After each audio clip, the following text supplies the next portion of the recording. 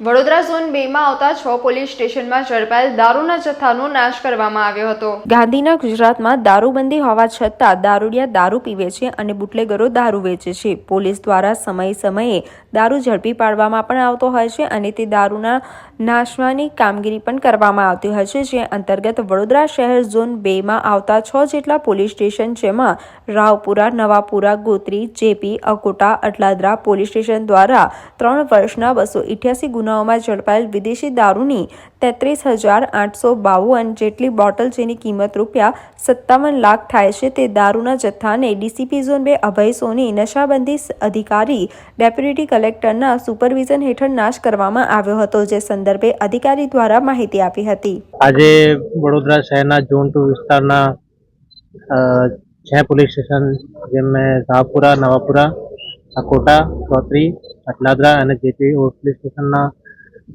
ગયા 3 વર્ષના કુલ 288 જેટલા ગુનાઓમાં પકડાયેલ ઇંગ્લિશ દારૂ જેની કિંમત 67 લાખ રૂપિયા જેટલી થાય છે અને ટોટલ 33,852 જેટલી દારૂની બોટલો છે।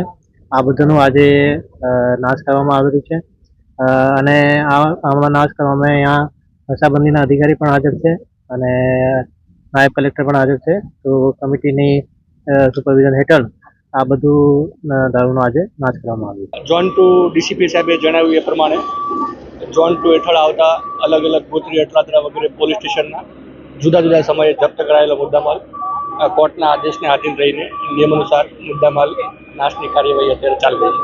સમાચારોના સતત અપડેટ મેળવવા માટે લોકમત ન્યૂઝને યુટ્યુબ ઉપર સબસ્ક્રાઇબ કરો, બેલ આઇકોન દબાવો અને અમારી સાથે જોડાયેલ રહો ફેસબુક, ઇન્સ્ટાગ્રામ અને ટ્વિટર ઉપર।